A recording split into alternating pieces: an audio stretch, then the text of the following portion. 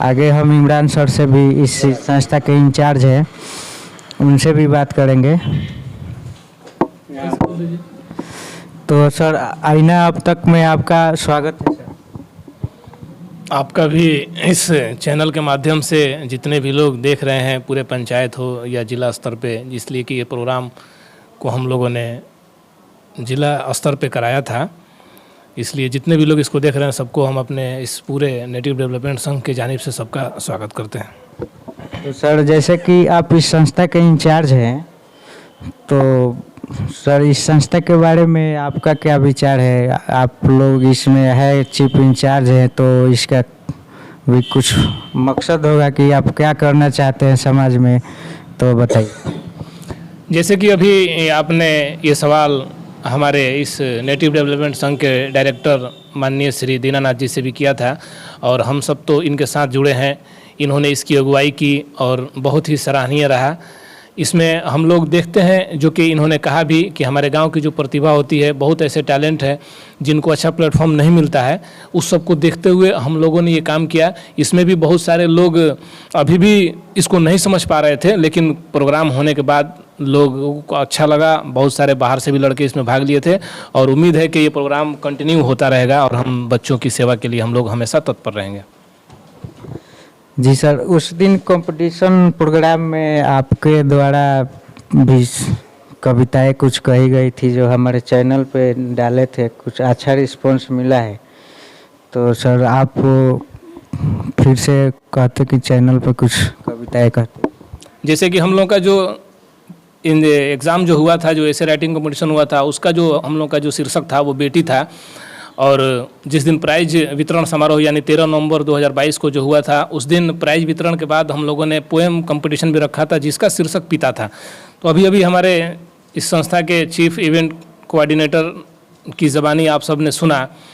तो बेटी जहाँ हर चीज़ है, बेटी के लिए सब कुछ है। और हमारे संविधान के जो निर्माता हैं बाबा साहब जो हैं, उन्होंने भी अपने पूरी ज़िंदगी में बेटियों को आगे बढ़ाने के लिए संवैधानिक तरीके से जो भी कुछ किए हैं, लिखे हैं, उनकी सराहना शब्दों में नहीं की जा सकती है। और हमारे मास्टर साहब ने जहाँ बेटी की इतनी तारीफ़ की, वहाँ थोड़ी सी आखिर में ये भी इन्होंने कहा कि हमारी बेटी बहुत मजबूरियों का सामना भी करती हैं। हर अमीर गरीब हर तबके की बेटियाँ हैं। तो बेटी के ऊपर 2-4 पंक्ति मैं ये कहूँगा कि किसी भी चीज़ की फरमाइश नहीं करती, किसी भी चीज़ की फरमाइश नहीं करती। गरीब माँओं का दुख बेटियां समझती है, कुंवारे रहने का उन बेटियों को रंज नहीं, जो अपने बाप की मजबूरियां समझती है।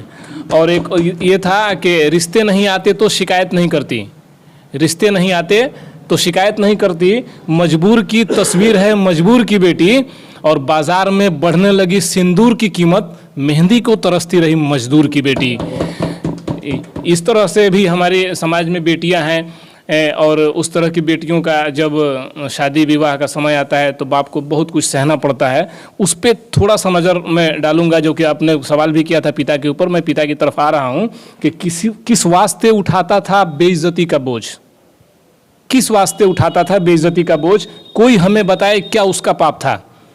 किस वास्ते उठाता था बेइज्जती का बोझ, कोई हमें बताए क्या उसका पाप था। हाथों में उसके जान थी, मुंह में ज़बान थी, खामोश इसलिए खड़ा था कि बेटी का बाप था, खामोश इसलिए खड़ा था कि बेटी का बाप था। तो आपने जो कहा पिता के मुतालिक, मैं अभी आपने मास्टर हमारे चीफ कोऑर्डिनेटर मास्टर रनाउल हक खान साहब से आपने सुना, मेरे पास भी टूटा फूटा कुछ है, 2-3 शेर मैं आपके हवाले आपके चैनल से लोगों तक पहुंचा रहा हूं कि उसी के अंश हैं हम सब, उसी का सच्चा नाता है, उसी के अंश हैं हम सब, उसी का सच्चा नाता है। उसी की परवरिश से अपना जीवन सांसें पाता है, वही बचपन में हमको अपने कंधों पे बिठाता है, हमें उंगली पकड़कर बस वही चलना सिखाता है।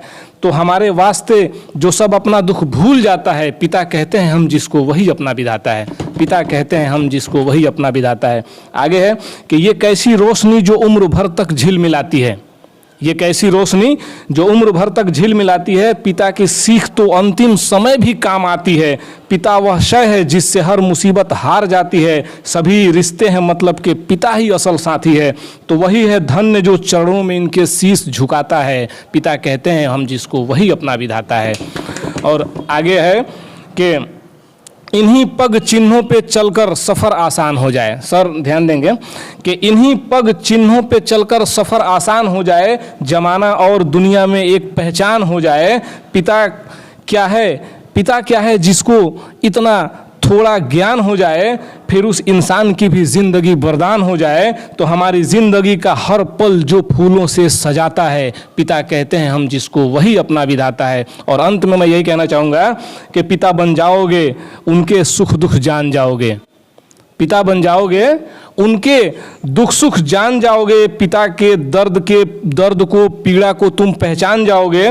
कभी उनकी तरह जब खेत और खलियान जाओगे, पिता फौलाद की चट्टान थे ये मान जाओगे। तो पिता मुश्किल घड़ी में हंसता है, सबको हंसाता है। पिता कहते हैं हम जिसको, वही अपना विधाता है। बस यही हमारी एक छोटी सी कविता थी पिता के ऊपर, आपने सुना। और मैं आपके चैनल के माध्यम से सबका धन्यवाद करता हूं, जितने भी लोग इस परीक्षा में, इस प्रोग्राम में सम्मिलित हुए, जो दूर से सुने, जो सम्मिलित नहीं हुए। आइंदा भी इस तरह के प्रोग्राम होते रहेंगे। और यहाँ पे उपस्थित हम अपने जो हमारे चीफ कोऑर्डिनेटर हैं, हमारे प्रेसिडेंट हैं, हमारे सेक्रेटरी हैं, मैं सबको तहे दिल से शुक्रिया अदा करता हूं, धन्यवाद करता हूं आपके चैनल के माध्यम से। और तो सर, जैसे कि अभी इमरान सर से सुन रहे थे, तो सर मैं एक बात आपसे और पूछना चाहता था कि जैसे देश पे कुछ शायर कहते एक दो। हमने तो देशभक्ति शेर उस दिन भी बहुत सारे कहे थे, और आपने अपने चैनल आईना अब तक के माध्यम से चलाया भी था। तो मैं देशभक्ति शेर आपको सुना दे रहा हूँ। मैं तो रही बात देश की, तो इस पे मैं एक छोटा सा शेर बोल के मैं निकल जाना चाहूँगा कि रहेंगे चोटियों पर हिमालय की हुमा बनकर, रहेंगे चोटियों पर हिमालय की हुमा बनकर, उठेंगे तो बरसेंगे कयामत की घटा बनकर, जला देंगे गुलिस्ताने अदू बर्क बला बनकर, गिरेंगे दुश्मनों के सर पर शमशीरे कज़ा बनकर। तो हम एक दिन हस्ती रावण को मिटा देंगे, और जमाना जान लेगी जुल्म का लंका जला देंगे। तो सर अभी हमारे चैनल के बारे में कुछ कहेंगे सर? आपका चैनल बहुत ही बेहतरीन, हम लोग अपने प्रोग्राम के बाद से मैं देखा, बहुत ही आपका जो काम है, आपका जो शैली है इंटरव्यू लेने का, या आपने जिस तरह से वीडियो को रिले किया है, जिस तरह से चलाया है, वो काफ़ी सराहनीय है, बहुत ही बेहतरीन है। उम्मीद करते हैं कि आगे भी आप और तरक्की करें, ये भी हम ईश्वर से कामना करते हैं।